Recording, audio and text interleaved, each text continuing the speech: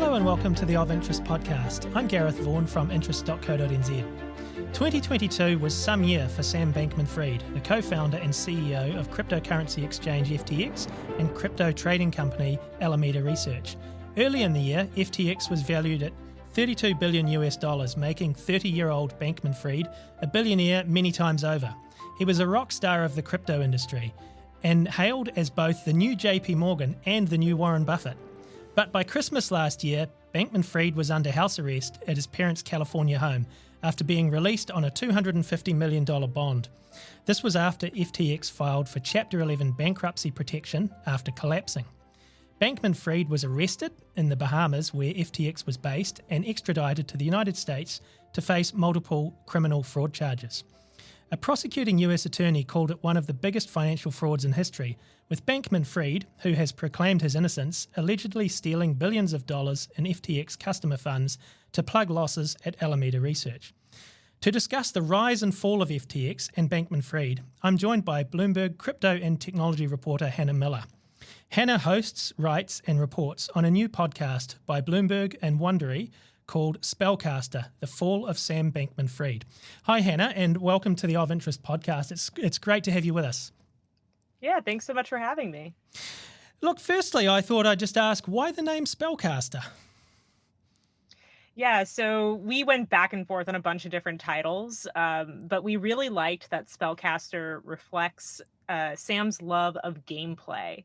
You know, we have an incredible scene in the podcast where he's doing, this talk with the Economic Club of New York, and the whole time he's playing a video game. This was a guy who was totally addicted to games, and we also wanted to reflect the fact that he cast a spell over people. He got investors to back his company. He got many fans within the crypto industry.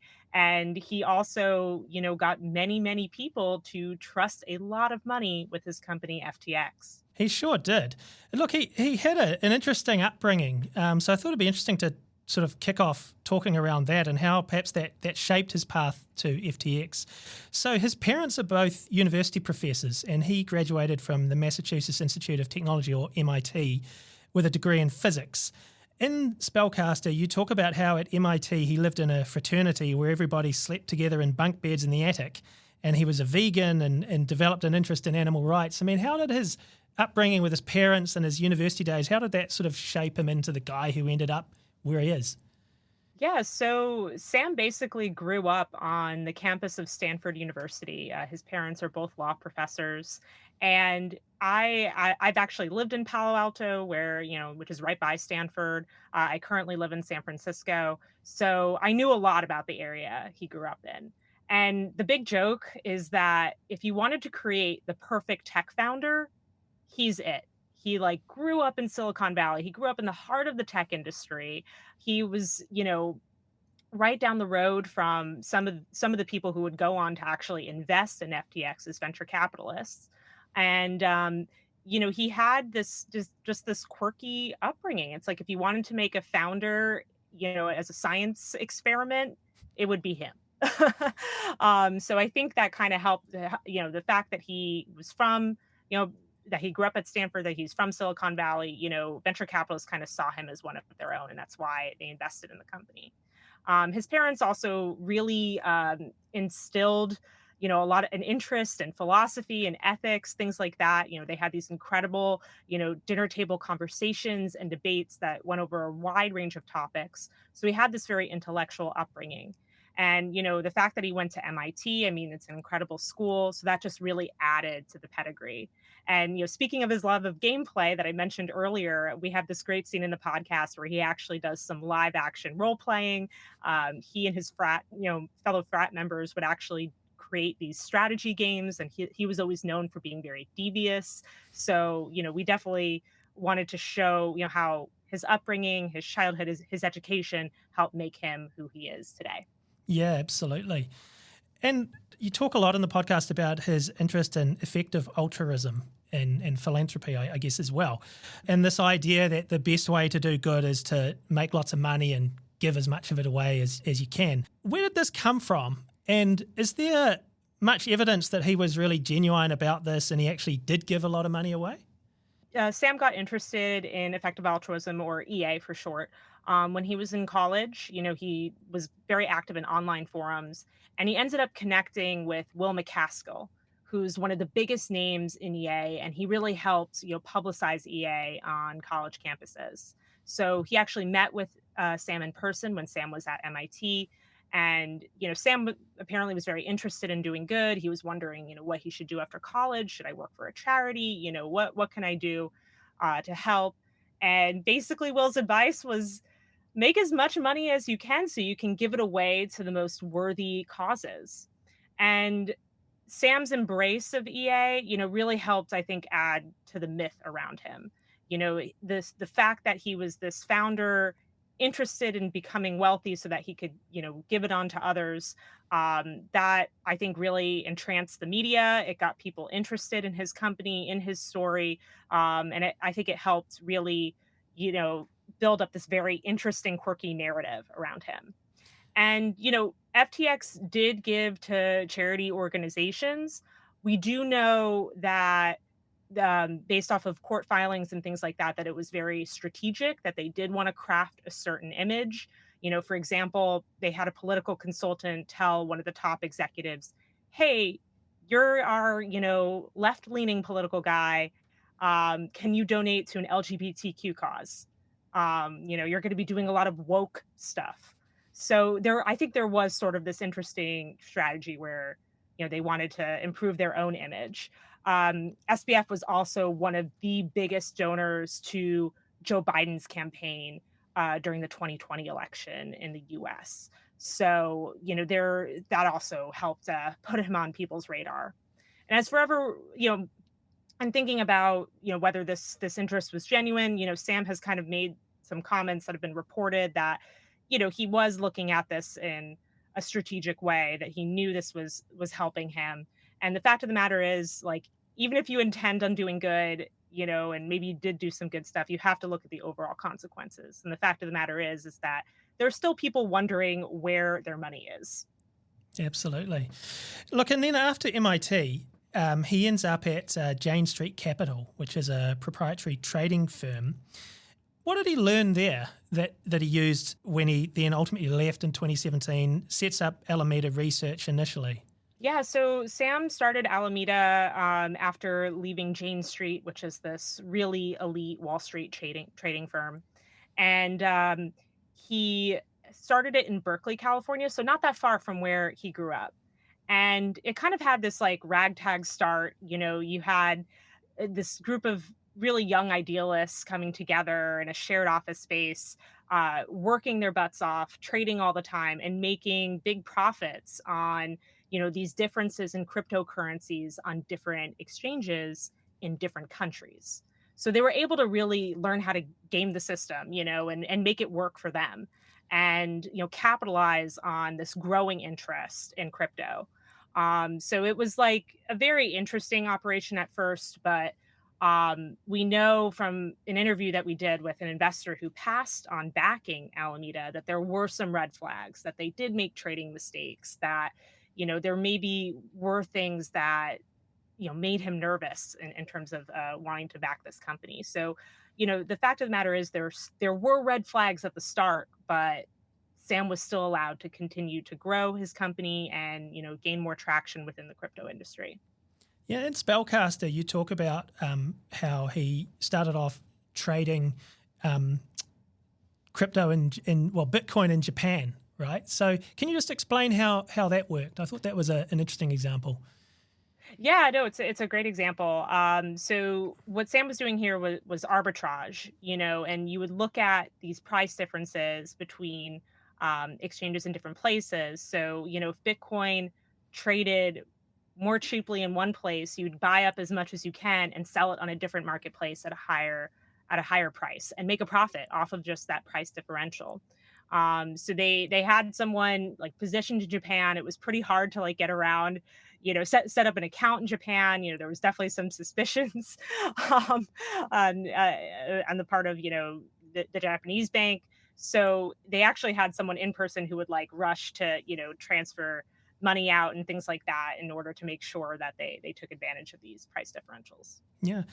And so then And I think from memory, it's 2019 he establishes FTX, but he didn't do that on his own, did he? Or Alameda, certainly he had some business partners, and there was a bit of a falling out there when he set up FTX. What happened there? Yeah, so some early Alameda employees, especially those who had really embraced EA and were really excited about, making a lot of money in order to donate it, came into odds with Sam. They felt like that, they felt like Alameda wasn't living up to that mission, that, they weren't seeing the money go to where they wanted it to. And, they wanted to be more than just a company taking advantage of crypto, price differences. So there actually was an early, walkout of Alameda employees. But Sam maintained, control over the company and was able to keep building. And he actually used Alameda to help incubate FTX, which became the company that he would be most known for. So that, and again, that was also like a red flag to some potential Alameda investors. They were like, wait, you're incubating something? Like, we want to invest in the in the company that you're actually working at, not something that we're not going to benefit from or get a share of. Yeah, that relationship between Alameda and FTX is kind of at the center of the whole story, isn't it? I mean, obviously the court case is still pending, so I'm aware of that. But in terms of what you know from your work and research, what is that relationship between Alameda and FTX, and what does it really boil down to? Yeah, so I had a lot of questions about the relationship between FTX and Alameda, and I published a story in September with some of my colleagues at Bloomberg that really dove into that relationship.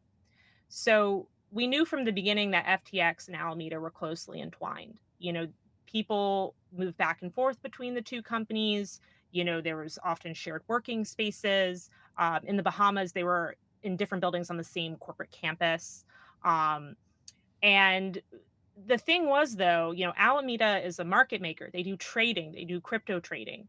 So if they had any knowledge of what FTX customers were doing, they could take advantage of that knowledge and shape their trading strategies and actually profit off of FTX customers. So that was like a big concern of ours when we were doing, this story. We're like, what is the relationship between these two companies? How do they keep everything separate and keep one from getting an advantage from, learning about the other? And so I actually interviewed Sam, and I interviewed Caroline Ellison, who was the CEO of Alameda Research.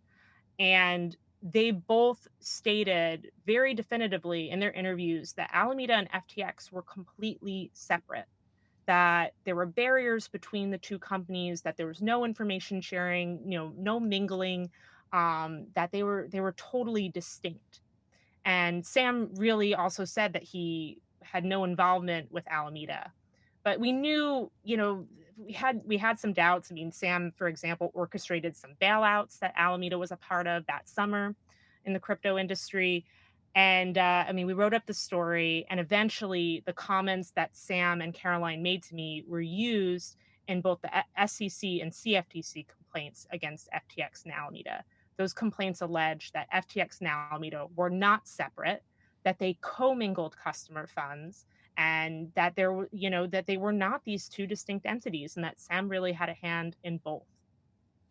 And you mentioned the Bahamas there. Now, I mean, how and why did they end up in the Bahamas? I mean, I'm sure there are worse places you could live, but that's quite interesting. And what do we know about, I guess, the working environment and the lifestyle that they led there?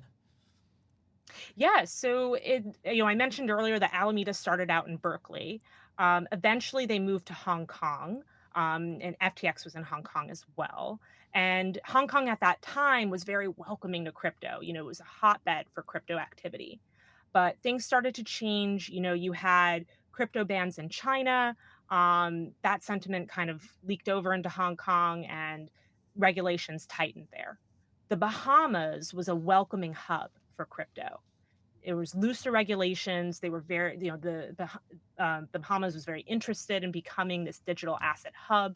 So FTX and Alameda eventually moved over to the Bahamas, established a corporate campus there, and we're actually in the process of building this flashy new headquarters there. So all the employees for FTX and Alameda were living and working together. I mean, some were stationed abroad, but for the heart of the company was really in the Bahamas. and they lived a very lavish lifestyle. There's no other way to put it. They were in this really nice, exclusive, resort. They had a penthouse where both Alameda and FTX employees lived. So that was another question that came up in my reporting was like, you guys spend 24/7 together. How are you supposed to keep these two companies separate?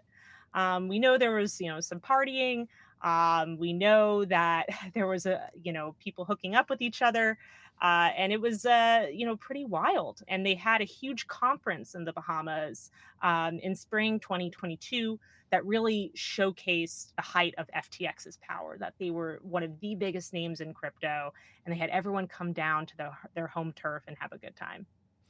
And, amid all that, I mean, the podcast also talks about how Sam Bankman-Fried claimed that he, slept on beanbags and couches and stuff, in this shared accommodation with a bunch of employees.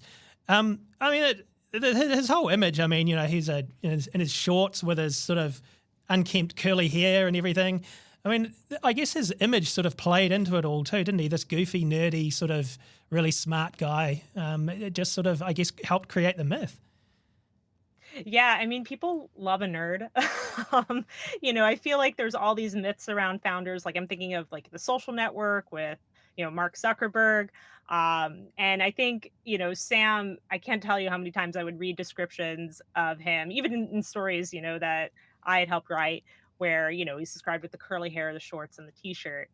People loved this image of him, that he was just this guy who cared all about work, cared about his company, wasn't all about, expensive things and frills. But really at the end of the day, like, I think people kind of use that quirkiness as an excuse for maybe if, something didn't smell quite right about FTX, about SBF. And even you brought up the bean bags. When I had interviewed him, I'd asked him, where do you live? Because I wanted to learn more about this apartment where he was living with, other FTX employees and Alameda employees. And he said, oh, I sleep on the bean bag in my office. He couldn't even give like a straight answer to that, because he knew that there was something a little unseemly about being in such close quarters with a company that was supposed to be separate. Yeah, and you also mentioned Caroline Ellison before, so co-CEO of Alameda. Now, she's a central character in this story, and you had a really interesting personal story in the first episode of Spellcaster about how you went off to a friend's bachelorette weekend, and there was Caroline Ellison, one of the bridesmaids. So you obviously spent some time with her and got to know her. It must have been a bit surreal for you, obviously, as a Bloomberg crypto reporter. Here's someone who's a big player in the industry. I mean, what was her? I mean, just how significant is she in this story? And can you tell us a little bit about her relationship with Sam as well? Because that's also pretty key. Yeah, so I have a mutual friend with Caroline. So one of her best friends from childhood is one of my good friends from college. So we ended up being at the same bachelorette party together and the same wedding together. So it was I'd known about Caroline for a few years. I'd met her prior to this bachelorette party. And I had just seen her rise within the crypto industry. I mean, she was at Alameda, which was, a decent name. She eventually became co-CEO of Alameda with another of Sam's friends from college. And then she eventually became the sole CEO of Alameda. And during that bachelorette trip, like the way I kind of put it to people is like, all right, think of yourself as a sports reporter and you're going on a vacation with LeBron James. Like this was, I was so on edge. I was so nervous. I really wanted to keep it strictly personal, not going to work for the sake of my friend. And I am also, I'm also someone who really tries to keep divisions between my personal life and my professional life. But it made it very hard when I was in the car, and I think she thought I was maybe sleeping or whatever, and she was talking to the person driving, and she mentioned that she and Sam had broken up. And I had known that they'd kind of been in this, romantic relationship, but she said that they had ended things recently, and that they had their separate companies. And it was like she compared it to like a divorce where you argue, over custody of children. Instead, it's actually like companies that are worth a lot of money. So I was like definitely freaking out in the car listening to that. I was like, this is so crazy. But yeah, it's definitely one of the most interesting but most challenging experiences of my career, where I had this sort of, you know, crossover between my personal life and my professional life. Yeah, absolutely.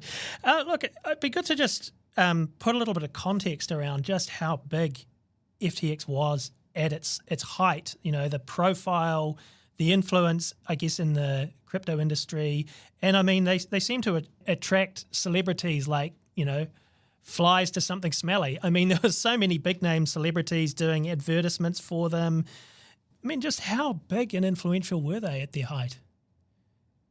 Yeah, so they had really big names promoting the company. I think one of the biggest was Tom Brady, who's this football legend. Also his then wife, Giselle Bundchen, the supermodel. They also had Steph Curry, the basketball player, and in their Super Bowl commercial, they had Larry David, the actor, from Curb Your Enthusiasm. So they had these big people promoting the company. Some even took equity in the company. And I think that helped, normalize FTX to people. There was a whole debate about bringing crypto mainstream and getting people, getting your grandma to know what Bitcoin was. And FTX was at the forefront of doing that. They had these commercials, they had an MLB sponsorship where, baseball umpires would wear an FTX patch. I mean, there was a period, I'd walk to my office and I would just see ads with like Sam and Giselle, on a bus stop. So it was really crazy to see. Now we're dealing with the fallout from that. There's been talks of the amount of money that Tom Brady and Giselle lost. There's actually been class action suits, against some of these celebrities, as people argue, hey, like you're promoting this company that collapsed. And it's been really interesting to sort of see the fallout. But yeah, this like Sam and the company, they really surrounded themselves with celebrities. And also, FTX went to Washington D.C. and set up an office near the White House. I mean, you mentioned that Sam or FTX were big donors to Joe Biden's campaign in 2020. What were they hoping to achieve through, I guess, going into Washington, D.C. and popping up everywhere and donating to politicians? What was he wanting to achieve there? Yeah, I think Sam had gained a lot of influence in DC. We know that he was meeting with lawmakers. We know that he was very active, in in the DC social circuit, and he was even testifying before Congress. And part of that comes from the fact that crypto regulation in the US is very uncertain. And we're still seeing developments every week happening, whether it's a lawsuit against Coinbase or Binance from the SEC, or just some politician making, a snide remark about Bitcoin. Like there's always something. And I think Sam was really attempting to make himself out as the good guy of crypto, that he was, born and raised in the US, that he was a friendly, familiar face, that he was very much willing to work with politicians. His mom is also very politically active. She runs this political, or she had helped start this, political advocacy network called Mind the Gap, which was really about, helping left-leaning politicians, gain power. So, this was something of interest to him for a long time. And we know he was really trying to help shape crypto legislation, that he was, putting forward recommendations that would ultimately benefit FTX and other crypto players. Um, Granted, all that has changed now. I think probably the fact that, someone who presented themselves as a friendly ally to DC, turned out to be heading a company that collapsed into bankruptcy and has been accused of serious counts of fraud. I think that has really helped sour DC on crypto, and we've already seen regulatory action in the wake of FTX, including those lawsuits against Binance and Coinbase. Yeah, so obviously when things started to go a bit sour for crypto in sort of I guess we're talking mid 2022, FTX and Sam, he sort of bails out a few other companies, but then things go south for FTX as well, in I think about November of last year. So what was the catalyst for that? Yeah, so, we had been looking into the relationship between Alameda and FTX, like I mentioned. We had also covered the fact that FTX and Alameda were helping to orchestrate these massive bailouts, that were helping out crypto companies that had really had started to crumble in the face of in the face of industry turmoil. So and FTX had kind of positioned themselves as like, "Hey, we're okay. We're doing all right." Really, it was, chaos on the inside. And this story came out that it was from a crypto outlet called CoinDesk that actually had, a balance sheet for Alameda. And, it set off waves in the industry. And people were like, is this real? What's happening here? And it actually set off this chain of events that led to FTX's collapse. And then it ended up that the CEO of Binance, which is the world's leading crypto exchange, based on that balance sheet, based on that reporting, decided to sell his stake of FTT, which was FTX's own crypto token. It caused the price of FTT to plunge and diminished FTX and Alameda's own holdings. And eventually, there was this hole that that Alameda couldn't fill. And obviously, the case is still pending against SBF, but we have seen, some of the top executives at FTX and Alameda, make deals, and they've pled guilty to fraud and misappropriating customer funds. So it'll be interesting to see what happens, but we're still waiting, with the trial for Sam. Yeah, absolutely. Yeah, you mentioned FTT. Is it typical for a crypto exchange to have its own token? And I mean, wasn't there the suggestion there that FTT was actually a big chunk of the cash that Alameda and or FTX were claiming to be holding? Yes, that's exactly right. So it is pretty common for an exchange to have its own token. Binance has the same thing. Um, and yeah, this is like, with a lot of crypto tokens, you're spinning something out of nothing. Like you're saying, and we would always refer to it as like magic beans. Like you're hoping that this thing will gain traction, gain value, go up in price. And yes, it turned out that FTX and Alameda, had a lot of their holdings in FTT and really were hinging on the fact that the price would go up and continue to be up, not that it would dwindle. So there was definitely some alleged mismanagement. So, there was alleged mismanagement there. John J. Ray, who is the current CEO of FTX and is handling the bankruptcy proceedings, has really called out FTX and Alameda leadership for just, really poor management practices. Like, for example, using QuickBooks for your accounting processes, even though you're a company worth billions of dollars, things like that. So I think it highlights the fact that a lot of the people in charge here were very young, very, very inexperienced. Maybe they had been told their entire lives that they're the smartest people in the room. Maybe they shouldn't have believed it and looked for help from more experienced people. But yeah, we're still learning stuff every day. Yeah, absolutely. So when all this was unfolding, what was Sam saying and doing, and what if anything is being heard from him now? Yeah, so Sam was doing a media tour as all of this was unfolding. He talked to a lot of news outlets, including Bloomberg, and really would give these very long, convoluted answers, um, trying to explain away what had happened. He did say at times that he had screwed up, but his defense seems to be that he didn't knowingly do anything wrong, that he wasn't aiming to hurt anyone, that this was, a genuine mistake. Um, he is currently in the US. He was, extradited from the Bahamas to the US, and he's under house arrest at his parents' home in Palo Alto. So we really liked, kind of that circular, you know, the circular narrative here where he's back to where he started. He's at mom and dad's.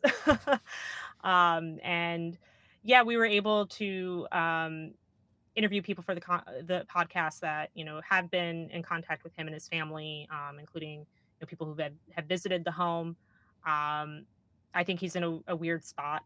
He's like sleeping in the family's library, not even in bed, and kind of has this war room set up.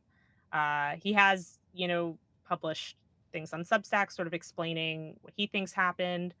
But yeah, for the time being, that's where he's going to be at, camped out at home. Yeah. And I mean, is there a date set for the trial? It's supposed to be in October, but delays can happen. Things can get stretched out as either team prepares their case. So we'll see what happens. Or a deal could be made in the meantime, where Sam doesn't go to trial, but that's just speculation. Yeah, I mean, obviously, Caroline Ellison and FTX co-founder Gary Wang have pleaded guilty and are cooperating with the federal prosecutors. So, that's obviously an interesting aspect of all of this as well. In the introduction to Spellcaster, it asks, who was Sam really, a well-meaning billionaire who made a mistake or a calculated con man? I mean, what is the answer to that question? It's a really fascinating one. Yeah, so I think it's very hard to tell what Sam's true intentions were. I mean, he's given just so many different answers and explanations.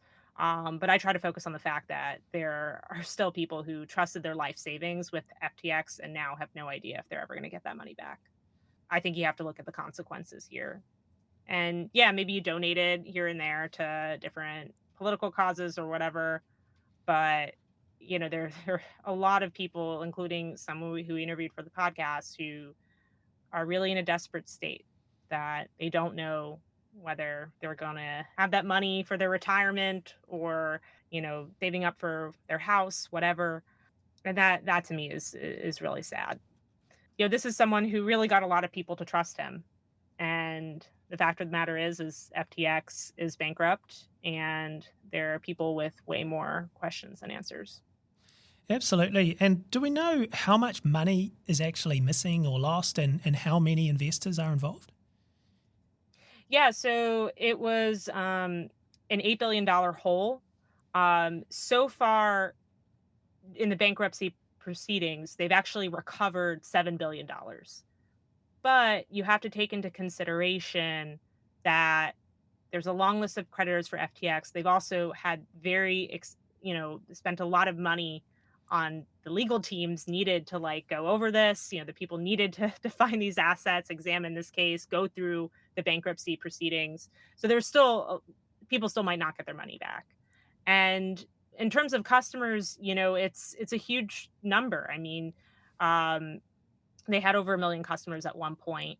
The list of creditors is long. It's also not just, individuals, but other companies within the crypto space. And we've seen other crypto companies collapse in the wake of FTX's bankruptcy. So I'm thinking, there's a crypto company called BlockFi, which FTX had actually helped bail out over the summer. And because of those ties to FTX, they ended up filing for bankruptcy.